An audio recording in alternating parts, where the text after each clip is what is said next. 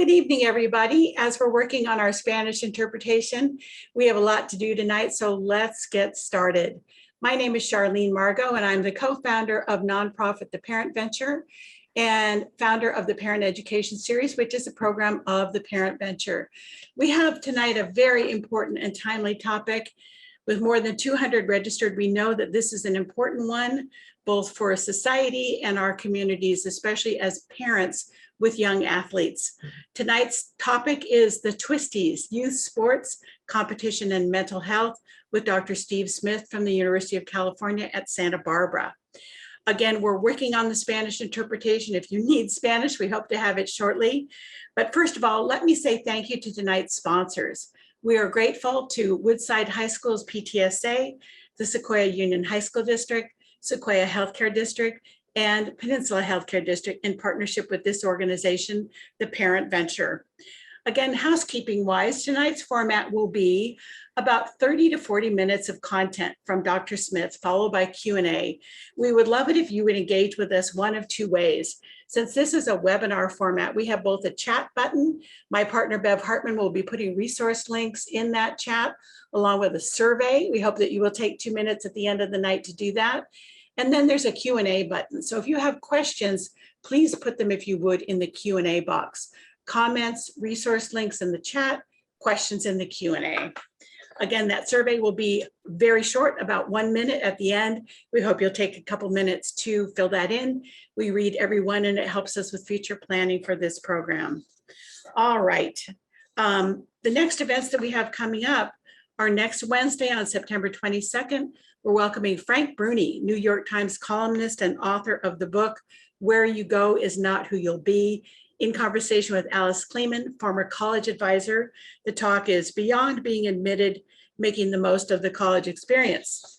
We could probably have Dr. Smith talk about that too. All right, let me tell you about tonight's featured presenter.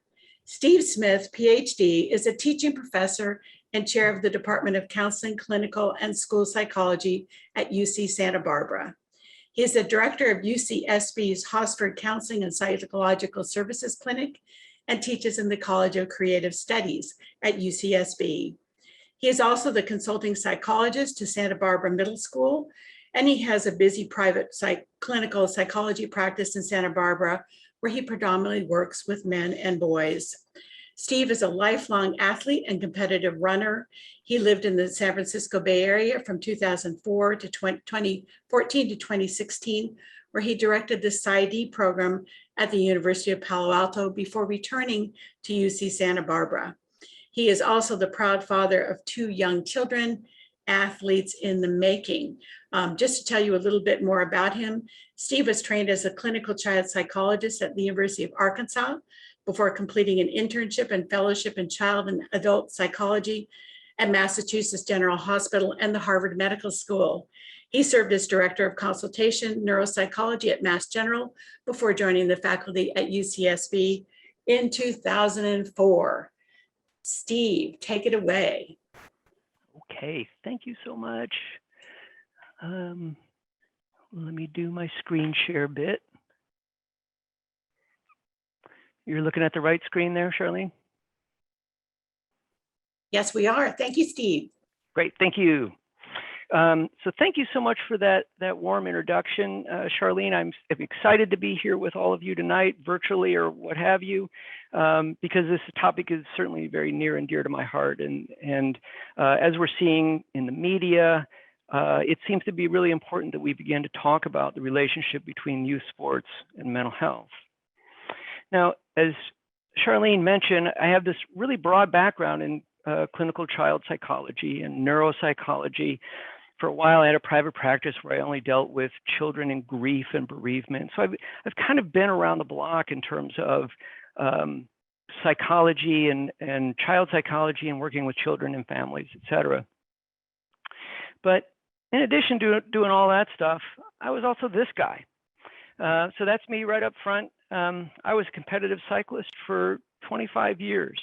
I started when I was 14 years old. I didn't get really serious about it until after graduate school because I didn't have any time or money before then. But I got pretty good at going up hills. And really, when I think about the course of my life, the importance of having been a competitive athlete, a competitive cyclist is it's hard to overstate how important that has been to me. But as an elite level cyclist, I eventually developed an overuse injury, a weird vascular condition that really only seems to affect elite cyclists. And I had a big gnarly surgery about 10 years ago that didn't quite put me back together. And that transition was really hard for me because I lost something that was important and vital to my identity. Steve, I'm really sorry. I'm going to interrupt you for 1 second. We just set up interpretation. If you don't mind going to the globe icon on the bottom of your screen and clicking on English. My apologies for the interruption. Do you see a globe icon with a round circle with lines at the bottom? If not, that's okay too. We will proceed. I do not see that at the moment. Okay, no worries. Thank you. Okay. Started road running when I lost my ability to race bikes, and that was really fun for a while. But then, of course, I found my way to trail running, and I started ultra marathon trail running because marathons are too short. But really, my interest in working with athletes comes from my experience, and quite honestly, trying to make myself a better athlete. Or we say, as we say in the psychology business, research is me search. As a cyclist, I was fit, I was skinny, I had a good engine, I had a really expensive bike, and I had a lot of passion. But I was working with a coach at the time, and I started getting notes from him after some of my race performances where he would say, you know what, your legs didn't lose you that one. And I thought, wow, that's a psychology thing. I'm a psychologist. To the library, because that's where psychologists go to learn about people. We read about them in books and journals and stuff. And I was really curious about actually what makes a better athlete. How can we help people perform better under pressure? And so I started to read all about the performance enhancement literature and found out that a lot of it is kind of bunk, quite honestly. And if you teach people to visualize their performance, they get better at visualization, but it doesn't actually seem to make them much better at their sport. You teach people positive self-talk and they'll say nicer things to themselves. But again, it doesn't necessarily make them better at their sport. What we can do is we can teach people how to suffer. We can teach people how to tolerate suffering. Suffering physically, suffering emotionally in terms of dealing with the anxiety and fear. And that was really helpful for me, quite honestly, and my performance improved because of it. And all of this made me really interested in working with athletes, other athletes too. And so I reached out to the Department of Athletics here at UCSB, which is conveniently right across the street from my office. And I said, send me people and I will see them for free and I will work with them and I will help them with their performance. So the first person that came over across the street was a Division I track and field athlete. She was a thrower, so hammer and discus and shot put. She was huge, just muscle and awesomeness. And really was dealing with a lot of just crippling anxiety. And so even after a few sessions of talking about her throwing and all this other stuff, I'm like, oh no, this woman just has an anxiety problem. Let's deal with that. I started working with a water polo player who was so insecure that if anybody looked at him the wrong way, he would start a fight with them. He pulled a person out of their car in Isla Vista and beat him up because they cut him off in traffic. I worked with a basketball player who hated that at just shy of 7 feet tall, he couldn't blend into any social situation. And he was actually pretty mortified a lot of the time. And I worked with a coach who had a team where it seemed like half of them were functional alcoholics. And I also learned that you have to be a masochist to play golf at all. And you know who you are. And really what I learned was that athletes need psychologists and people around them who understand the role of sports in their lives, but also know that as humans, they grapple with the same complex panoply of mental health issues that everybody else does. And on top of the stress of just being a human being, they also needed to perform under substantial amounts of pressure. And it's one of the reasons that we like sports, and I'll talk about that in a minute. We like to see performance under pressure. Being an athlete can be repetitive, lonely, boring. It's a lot to ask of anybody.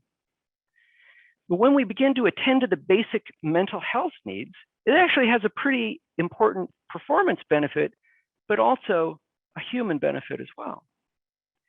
It turns out that most psychologists who work with high-level Division I or professional teams are focused on the mental health aspects of those athletes rather than the performance enhancement piece, which is really, that will come once you take care of the important parts.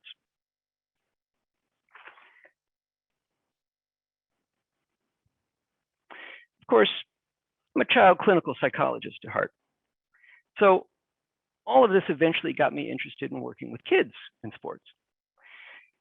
Research on kids in sports is crystal clear, and just want to have a big shout out for kids in sports.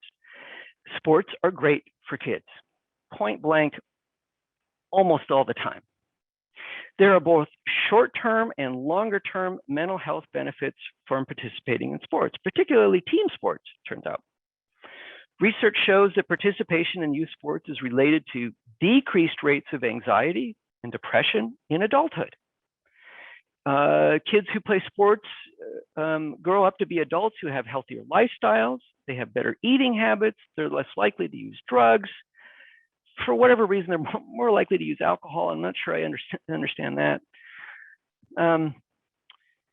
But it decreases the likelihood of problematic drinking. Participation in solitary sports, like the ones that I like, cycling and swimming and running, they don't have quite the same benefit as team sports seem to, but they're still better than doing nothing. Now, most of this work is correlation, and what seems to be true for kids in total may not be true for your child, and I'll come back to that point later. And again, all this work is correlational, so it might be that the families who can support a kid in sports serve the biggest protective factor. And kids or families that are too chaotic or too impoverished to do sports will have worse outcomes. It's hard to say for sure. But the best research that we have seems to suggest that sports are good for kids over the long haul. Now then, like many of you, I have been pretty dismayed to see what has become of youth sports. And I think what we were all seeing out there, and certainly what media is picking up on, is that there's been an increased professionalization in youth sports over the past 20 years. And it's not uncommon these days for me to meet with sixth graders who practice the same sport all year round, who are on travel teams, have private coaches, personal trainers, and who are scheduled with showcases and camps and evaluations, all to improve their performance or to get them seen by people who can advance their athletic careers. And I think we're starting to see some of the consequences of this.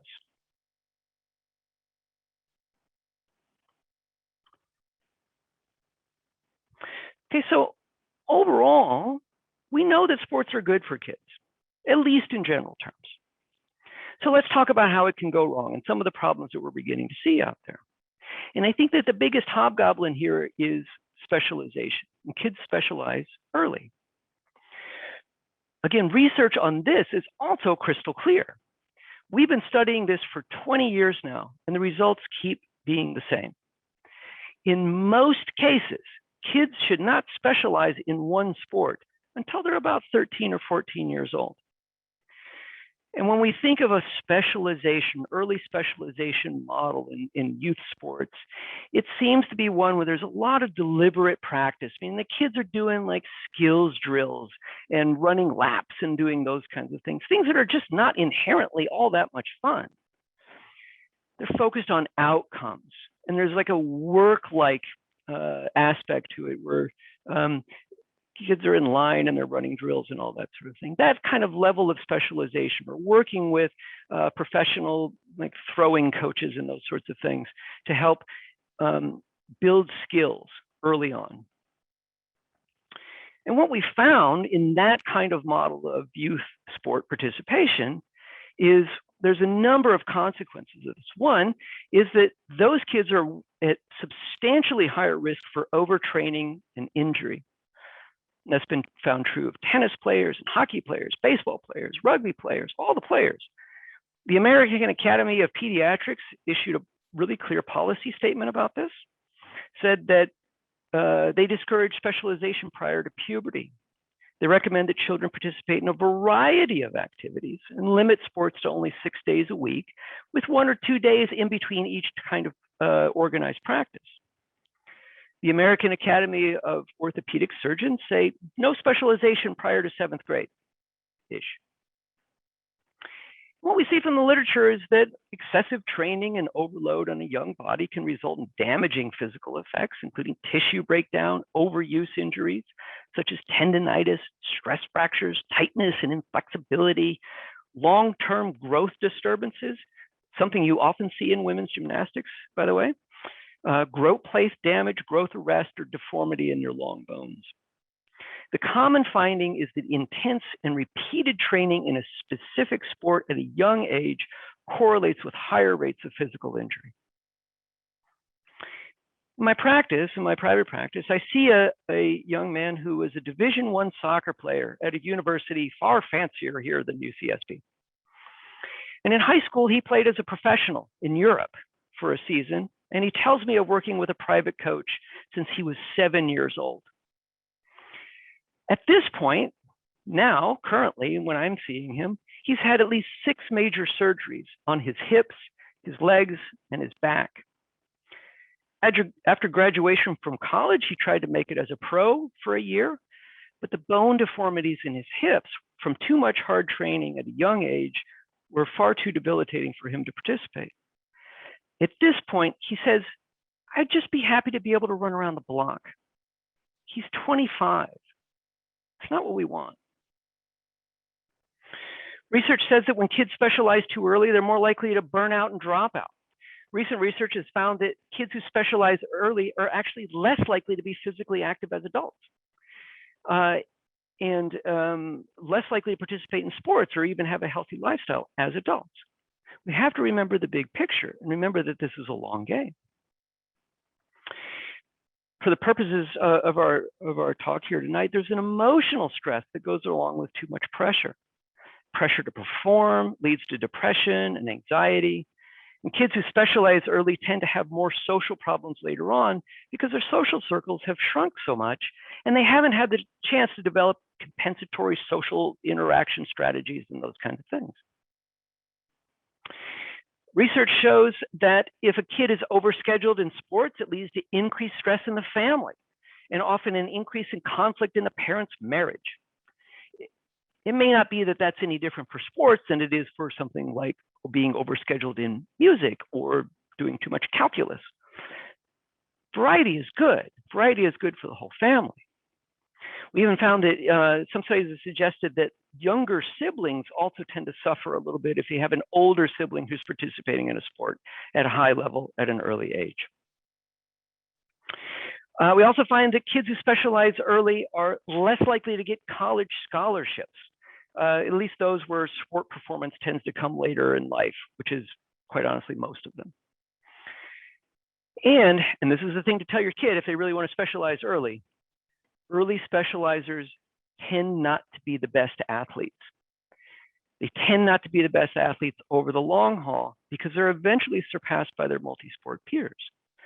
Now, one of the dilemmas that we often see out there, and this kind of drives me nuts to no end, is that if your kid is 13 or 14 years old and they want to start playing soccer for the first time, they're going to have to compete with a kid who's been playing soccer year-round since they were 8, and they will get their clock cleaned by that kid. But over the long haul, they will catch up faster, and eventually, research tells us that on average, they will then surpass that kid who's been playing since he was 8. Now then, again, lots of correlational evidence here. So maybe it's that kids who come from somewhat dysfunctional homes or who are prone to depression and anxiety tend to get really excited about a single sport early on. And in some cases, that may be true. When kids come from dysfunctional homes or poverty or other complex socioeconomic disadvantage, sports can really serve as an important protective factor that will serve them very, very well. Those aren't the kids I'm talking about here mostly. Too often, the kids that I'm seeing are the ones who are trying to play a sport year-round at a high level at a young age, who often feel substantial pressure, maybe unnecessary pressure, to perform at a high level from both their parents and their coaches. But it's not quite that simple. Even if kids are doing a single sport a lot, even at an early age, it's important to understand what it is that they're doing. And research has looked at what kids are doing in those early specialization programs and have kind of looked at how they spend their time. And the first way to think about what kids do in playing sports is a deliberate practice model. And deliberate practice is kind of what I was talking about before. There's skill-specific activity, catching, throwing, fielding, running, those kinds of things. Like you can imagine for baseball, you see the picture here. You know, there's a kid sitting on a bucket. Like that's not fun. That's deliberate practice, and it's based around skills and skill acquisition. But then we have this other notion of deliberate play. Deliberate play is game simulation with or without adults present. Sometimes you even modify the rules. Play baseball, play basketball. These are games with rules. Maybe they're adapted a little bit. The kids play backyard baseball. The picture that you're looking at here under the deliberate play, like I took this picture on a trip when I was in Morocco. It's really hard to find Google images of kids just playing sports without some kind of adult around or matching t-shirts or something. When we give kids the opportunity to play a sport rather than practice a sport, they maintain their interest longer and will continue to grow in their skills and their abilities.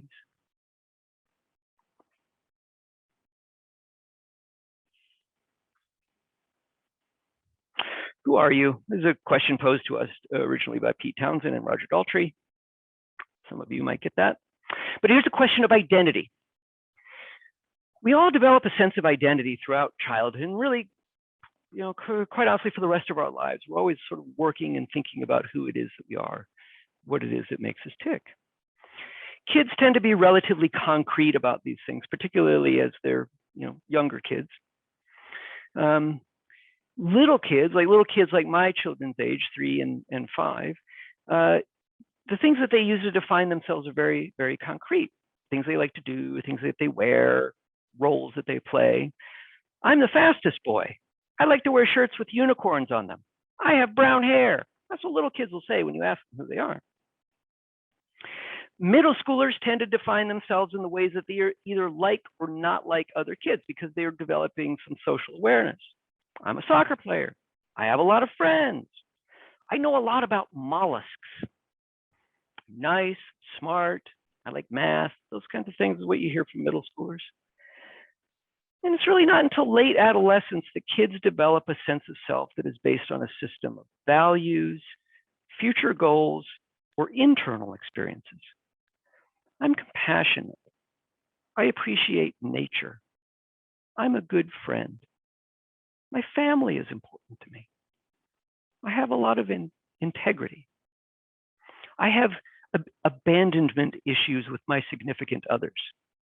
Just finished that session about an hour and a half ago. 16-year-old boy. I have abandonment issues with my significant others. Now then, one of the things that helps us deal with setbacks is a strong sense of identity, couched within a supportive social network. For all athletes, we have a sense that being an athlete is central to our identities. That's true for me, and that's probably true for some of you as well. But when we lose that, or it's threatened in some ways, and if you don't have something to fall back on, it's a real struggle. For many young athletes, especially the younger ones, they have not had the time or space to develop a sense of identity that is complex enough to handle the stresses of sports or school or piano or whatever that we start to dump on them. And as sports become more and more professionalized at early ages, the kids don't have a strong enough sense of self to support it. It's like putting more and more weight on a shaky bridge. Eventually, it will start to break down. And I think that's what we saw with Simone Biles. Her name is nearly synonymous with women's gymnastics in the world. And when our identity gets yoked to our performance, a bad performance essentially means that we are failures and that competition is a direct threat to who we are. Simone Biles introduced most of us to the idea of the Twisties, which is the title of this talk. The Twisties, which essentially just means getting lost in space during gymnastics maneuvers. That you're sort of lost in the gyroscopic movement of flipping around. And it's a wonderful metaphor for how she must have felt. And much has been written about Simone from athletic and cultural and gender perspectives, and those are all really important because it's clear that something about the Twisties has resonated with us culturally. And this is why research is clear that waiting a while before we put kids in high pressure sports is better for them emotionally, physically, and actually even in their athletic performance down the road. Without a complex sense of self, their systems of coping are too fragile to deal with it. And this is true for all things. If I only think of myself as a good student, then a B on a math test is devastating. If I only think of myself as a piano player, no, sure, I'm picking on piano players, but if I only think of myself as a piano player, then a bad recital is devastating. Disappointment is fine, but I'm talking about devastating on another level, devastating on a way that actually threatens a sense of my own worth. Research is also clear that athletes with a complex sense of self are also less likely to choke under pressure. Again, there's performance benefits to this stuff too. If I only think of myself as a basketball player, the next free throw shot that I make means so much more to me than I think of myself as, if I also think of myself as a good friend, a compassionate thinker, math whiz, a good gardener. And the more complex identity that I have, much more likely I am to be able to put the ball in the bucket. The more that we expose ourselves to a threat to our identity, the more we feel anxious and less likely to perform well. And younger children just have less complex senses of self.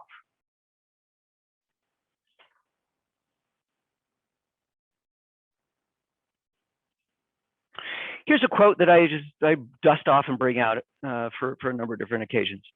And it goes like this: a human being should be able to change a diaper, plan an invasion, con a ship, design a building, write a sonnet, balance accounts, build a wall, set a bone, comfort the dying, take orders, give orders, cooperate, act alone, solve equations, analyze a new problem, pitch manure, program a computer, cook a tasty meal, fight efficiently, die gallantly. Specialization is for insects. I love this quote. People should be well-rounded. People should be well-rounded. We want our children to be well-rounded. You notice that getting into a good college or getting a Division I scholarship is not on this list.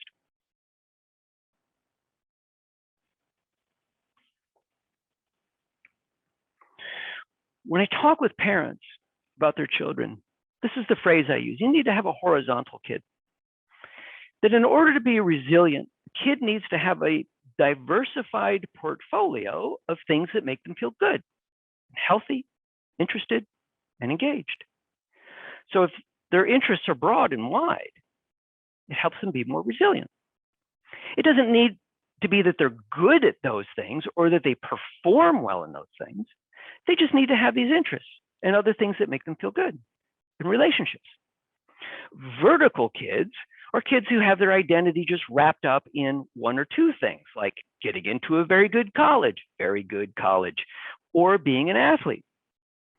In the face of failure and setback, research suggests that horizontal kids will do better.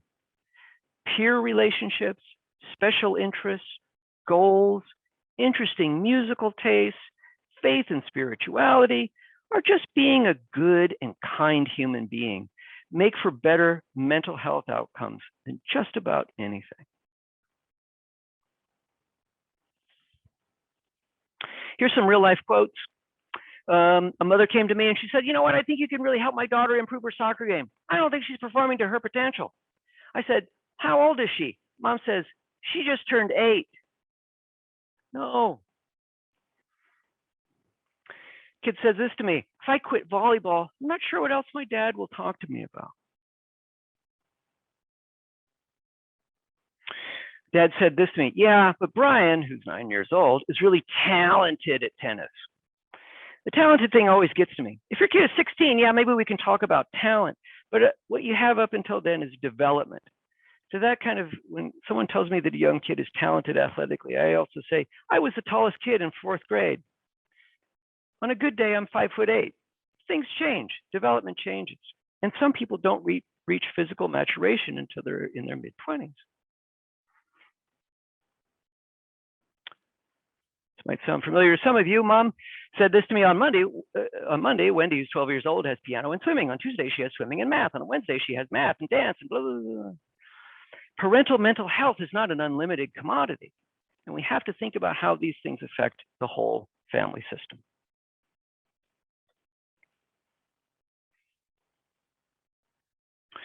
So I want to talk a little bit here about why we like sports versus why we like sports for children. Well, why do we like to watch sports? We enjoy seeing highly skilled people at the peak of their fitness doing things that are hard. We appreciate the emotional roller coaster of wins and losses and comebacks and all those kinds of things. We enjoy the connection with other people who are also enjoying sports. We like to see people doing things that take a lot of bravery. And like I said early on, we like people who can tolerate suffering, either the suffering of anxiety, of mental toughness, which is a phrase I hate, and physical discomfort. We like to watch those things. It's cool. Why do we like sports for children? Well, it should be fun. Having fun is the #1 reason that kids like playing sports. And when it stops being fun, that's the #1 reason that they quit. We actually have research on this. We ask children, why do you play sports? I like it because it's fun, dummy. There's really good research that says that the #1 reason that kids play sports is because it's fun. It also teaches them valuable life lessons about teamwork, health, being in nature, perseverance, commitment. It teaches them about winning and losing well, dealing with adversity. Now then, the thing to keep in mind is they can learn those things in other ways too. They can learn them through dance. They can learn them through playing music. They can learn them in being in youth organizations, scouts, or even just going on family hikes. And the reason that they can learn those things in a number of different ways is because they're process factors, not outcome factors. They're experiential, not performance. We like to watch sports largely because of the performance, but we like our kids to be in sports because of the process. And those are different things. And kids suffer when they can't tell the difference, or especially when parents, coaches, and social media can't tell the difference. Indeed, when I work with high-level athletes, I often have them tell me about how they fell in love with their sport.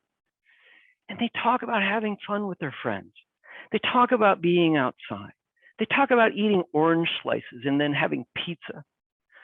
Baseball guys, when I work with the baseball guys, they almost always have a story about playing catch with their dad or their grandpa or Uncle Joe in the yard. Getting them to remember the process and the experiential aspects of why they do their sport and focus less on performance tends to improve their performance. But it also improves their emotional well-being, coping, and reduces their anxiety. Anytime that any of us lose ourselves in the pursuit of a particular outcome without attention to the process or the values, it takes an emotional toll on us. Back when I was still racing bikes, I was really focused on my race outcomes in order to move up in categories in cycling. When I was focused on my race performances in order to get points for upgrading, I was pretty miserable a lot of the time. And I had to step back, and I kind of had to remember what the process was and why I really liked the sport. When I give talks about performance to business groups, I get them to talk about being in the process too. Oops, let me go back, not ready for that. Now, the writer David Foster Wallace said that if you worship power, you will always fear feeling weak. If you worship intellect, you will always fear being seen as stupid. If you worship beauty, you will always feel ugly. And I would add that if you worship performance, you will always be at risk of feeling like a failure. With early specialization and increased pressure on kids to perform at a high level, the focus begins to be more and more on performance rather than process or the values. Kids run the risk of feeling that their value is tied to a given outcome. So failure means that they're worthless.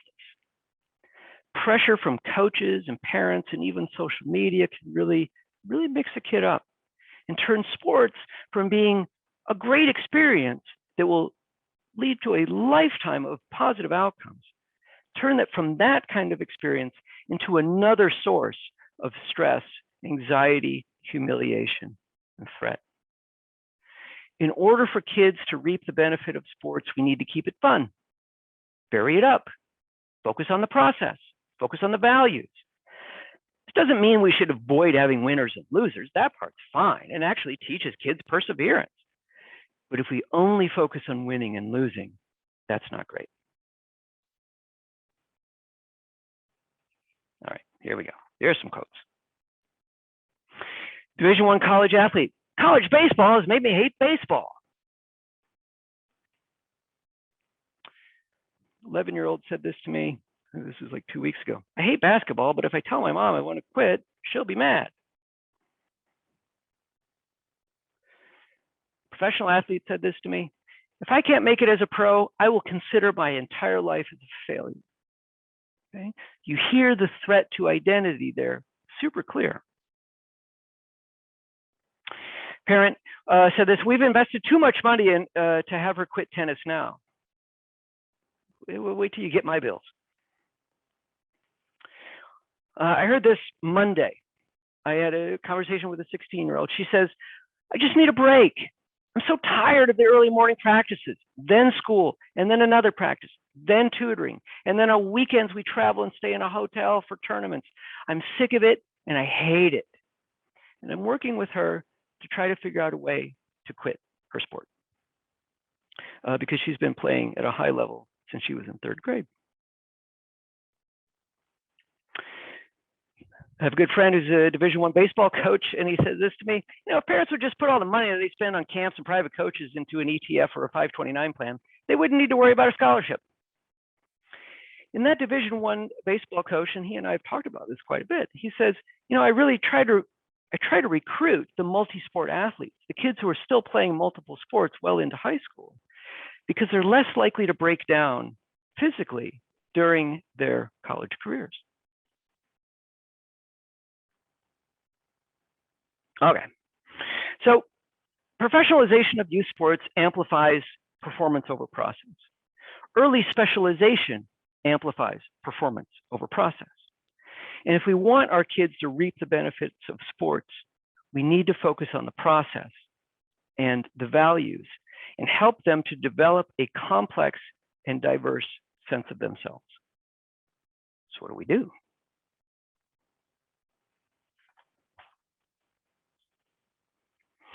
Have a horizontal kid. Your child's identity should be arranged around a lot of things. Playing sports is great. Enjoying learning. Being a good friend. Enjoying art and creation. Knowing how to manage downtime. Being compassionate and respectful. Having a complex sense of self. If something goes wrong, they'll have something to fall back on. I worked with a pro athlete one time who said, you know what, I really don't like the sport at all, but I don't have anything else to offer. He was too vertical and he didn't have any additional resources, so he was stuck playing a sport that he didn't like. This is also true for kids who only do school, only do piano, only do computer games. Balance leads to resilience. Know the kid you have. The kid that you have is not the kid that you were, and you have to listen to them to find out what really motivates them. My 5.5-year-old daughter just learned how to ride a bike without training wheels. And there I am. I raced bikes for 25 years, and I'm sitting there rubbing my hands together saying, yes, and now it begins. But I really have to check that, and I have to make sure that my excitement about the fact that she's riding a 2-wheeled bike doesn't get in the way with her figuring out what's good and right for her. We have to encourage the fun and the play. We have to encourage kids to have fun. That will keep them involved with in sports and activities for a lifetime. You have to encourage them to play, and you have to allow them to quit. There's nothing magic about organized or team sports in general.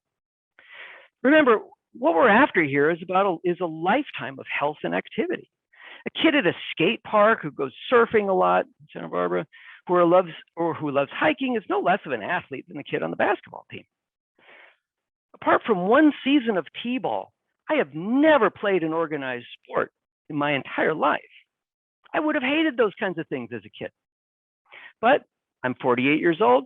I run 75 miles a week because I have found the things that work for me. Remember, you have to listen to the kid that you have. This is completely arbitrary, but the thing I always say to parents is, don't talk to your kid about a game or a practice for at least 2 hours afterwards, unless they bring it up. They bring it up, sure, you can talk about it. If you feel compelled to say something like, I like watching you play, and then do something else. I once worked with a Division I athlete who used to hide in the bathroom after her volleyball games because she didn't want to see her parents and have to talk about her performance. Get some exercise. You're the model here. Get outside and breathe fresh air. Get some exercise. Get your body moving to the extent that you can. Your children don't need any more exercise than you do. You need to model a lifetime of health. And in fact, exercise as we get older becomes increasingly important. Treadmills are for running, not for living. And they're not even really good for running, quite honestly. Your kid's life shouldn't feel like a treadmill. They choose to live like that later on, that's their choice. But putting kids on a race to nowhere is not a way to live. And teaching them to aim for performance and outcome and winning, that's a treadmill that goes nowhere. Focus on the experience, not the outcomes. The more that we focus on the outcomes, the less fun it is, the more likely it is that kids are to burn out. Failure and boredom are fine. They're good things. Failure teaches a kid where they are competent and how to improve. It teaches perseverance, teaches grit. Boredom is good. I'm a huge fan of boredom because it teaches self-sufficiency and encourages creativity in both good and bad ways. Sports are great if we all remember the values. If we teach the values, remember what it is that we want our children to learn, what kind of experience that we want them to have.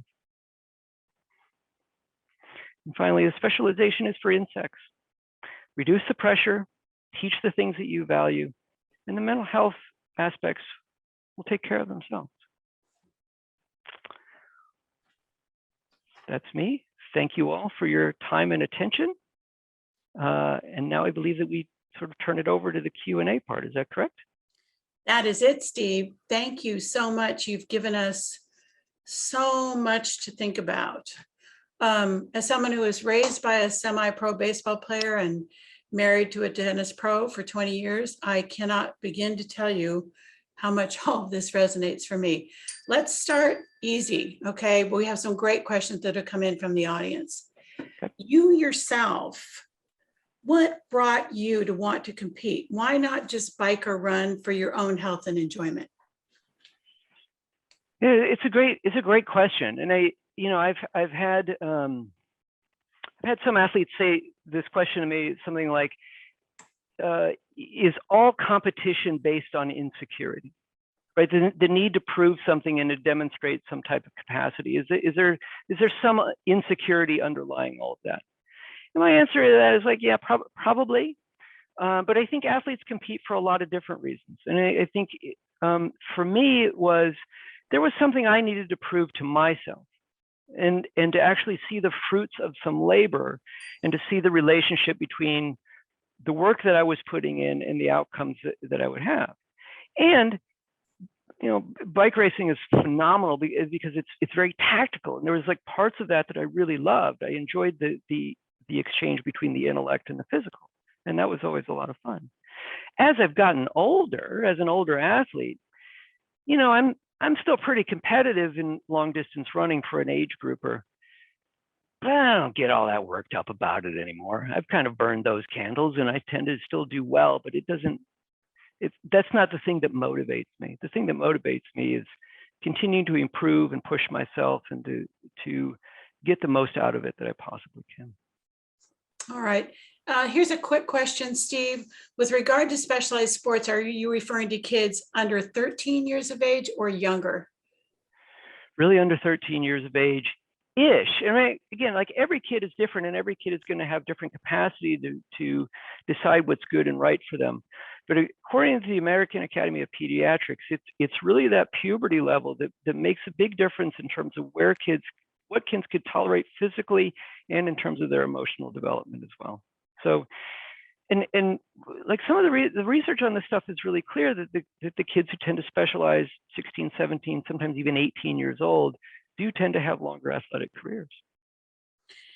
And haven't you said previously that actually many of our best athletes came to the sport later than sooner? Yes. Yeah, absolutely. Yeah, there's a study of some elite athletes. I kind of forget which sports they were, but they actually said that one of the reasons that they were so successful in their sport and got noticed was because they had all these other sports.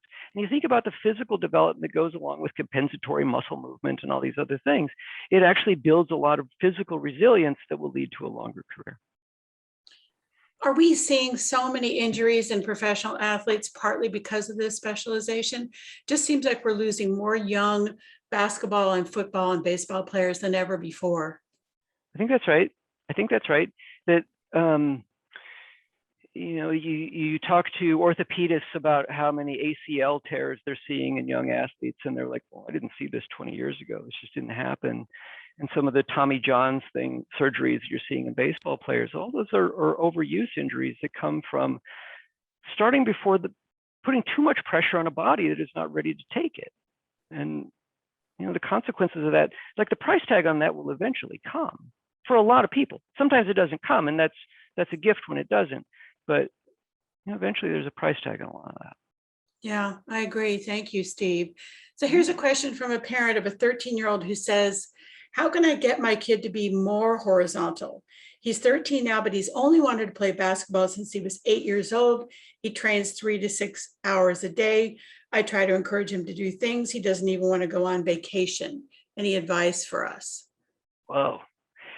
Yeah, that's tough. And again, it's hard for me to comment without knowing the family and the context for all these sorts of things, because every kid is different.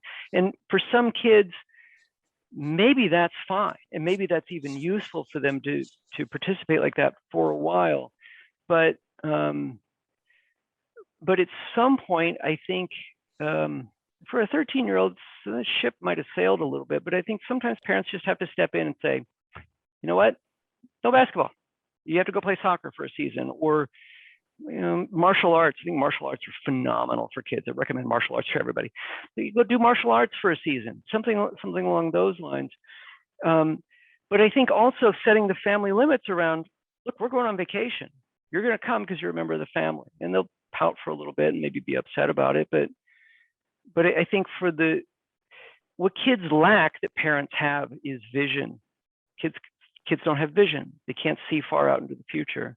And so they need to borrow that from the parents who might be able to turn the levers of control a little bit more. Okay.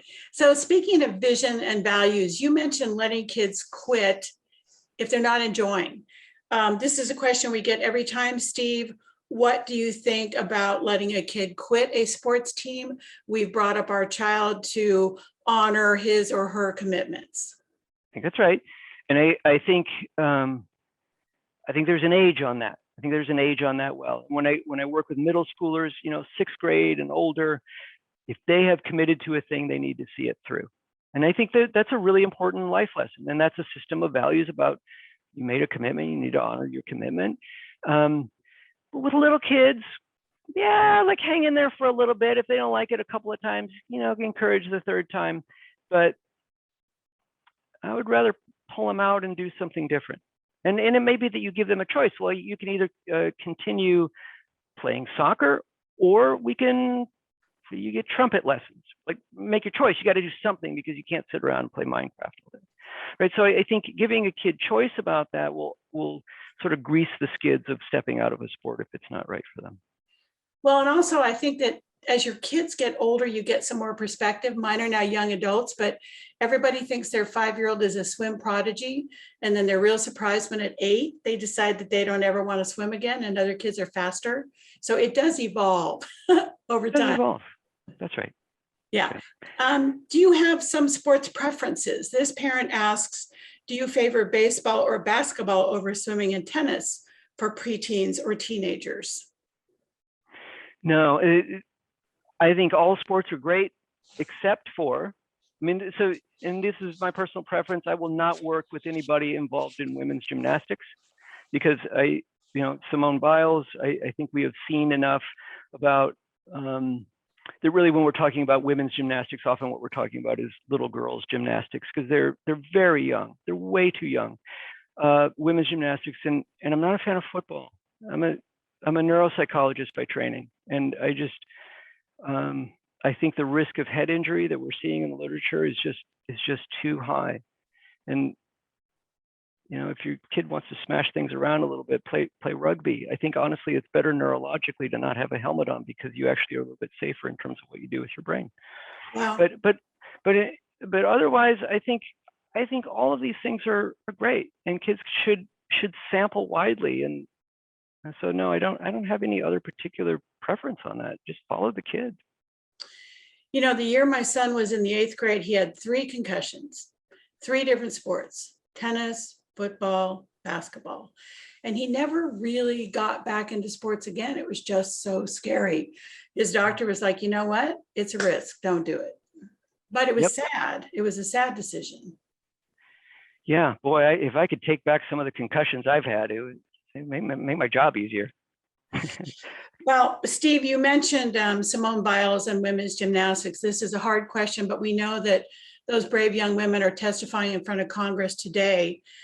As a parent, what can we do to make sure our kids are not being abused by coaches, staff, or medical personnel?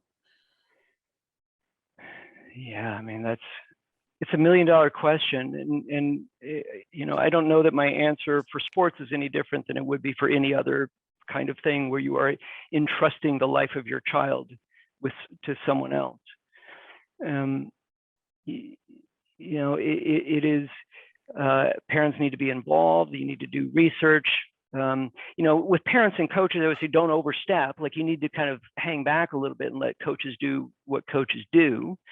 But you need to be involved and you need to be watchful. You need to encourage your child to speak up and talk with you and share what's going on, and keep those lines of communication open. And I think that's the best that we can hope for any time that we entrust our children with other people. So true, Steve. We say to parents, you need to start laying the basis of that trust when your kids are preschoolers, because by the time they're 12 or 14 and they really need you and may have to come to you with something difficult, you want those lines of communication to be open, right? That's right. That's right. Steve, you mentioned specializing in sports here. A parent asks, this is a good question. You mentioned the risk associated with specialized lessons. Does that take into account the fact that poor mechanics can lead to injuries? As a professional musician, this person is aware of how poor mechanics can, for example, lead to tendonitis. Absolutely. Absolutely. So, well, I mean,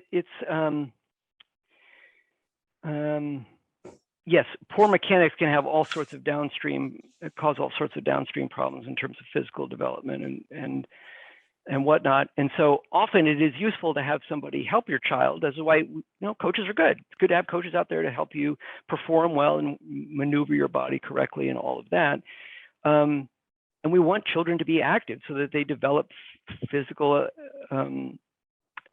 abilities in multiple planes. One of the things I always sort of joke about myself is I don't move side to side. I only move back and forth.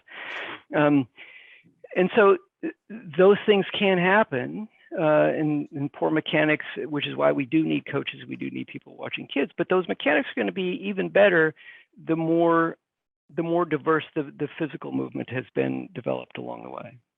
Okay. You wouldn't be a good tennis player, Steve. Oh, no, I sure wouldn't. The side-to-side thing. All No. right. We're getting lots of questions about specialization, and this is one I think that many parents ask. To avoid specializing, is it okay to let my child specialize in one sport for part of the year and then another for the rest of the year instead of doing things in parallel? Yes. Yeah. Oh, absolutely. Right. So participating in a wide, let me be real clear. It's a great question. They're participating in a wide variety of sports. It doesn't mean that they have to be doing that simultaneously. Sequential is fine. And so you can have baseball season and basketball season. That's great. The danger comes when you're just doing basketball all year round. That's when we start getting into a lot of trouble with the early specialization. So yeah, lay things out sequentially, have seasons. But you know, the pushback that you get from a lot of the club sport industry tends to be year-round performance in a particular year-round practice in a particular sport.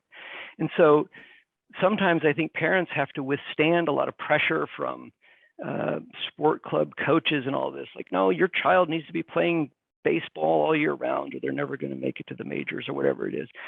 And so I think we just got to push back on that and say, no, I'm not going to do that. And okay. Yeah. A last couple, we have so many good questions coming in, parents and attendees. I wish we could answer them all, but a couple more that I think are really important. What is the best way to encourage healthy sports participation in a child or teen who is not athletic? One model it, like do it yourself, right? So that's part of it. And sometimes I'm like, the whole family just needs to get up and get out and go for hikes and stuff. And again, there's nothing magic about team sports. There's nothing magic about organized sports. But I think, well, one of the things that parents really have to grapple with a lot is the allure of YouTube, the allure of TikTok, the allure of the phone, and all these other things that really compete for time and attention. So again, I don't think there's anything magic about team sports or organized sports in any way. But what you want to do is encourage being outside or being healthy or moving their bodies in some ways.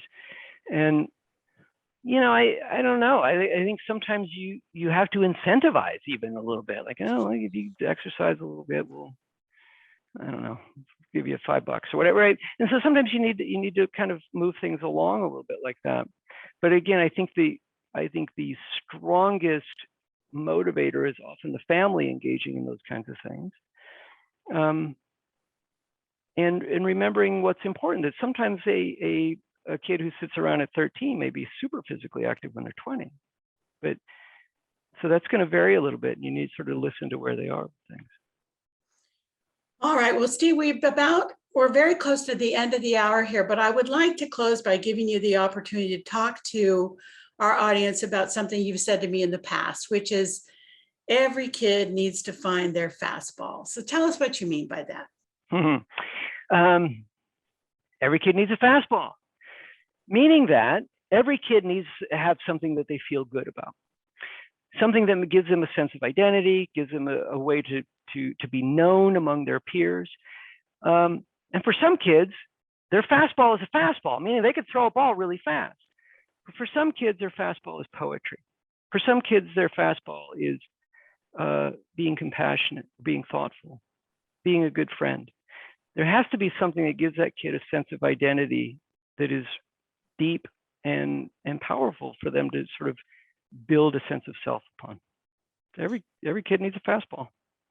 Well, thank you, Steve. I just think that is the most beautiful metaphor and the perfect way to end our evening. Thank you for everything tonight. Parents, this event has been recorded and will be available soon on our video library. We work with students from the Boys and Girls Club to produce these videos. So again, tune in. You'll be hearing from us again. Take care, everybody. A big round of applause for you, Dr. Steve Smith. Thank you for a fantastic presentation. It's been great. Thank you, everybody. Good night. Stay well, stay safe, and go get some exercise.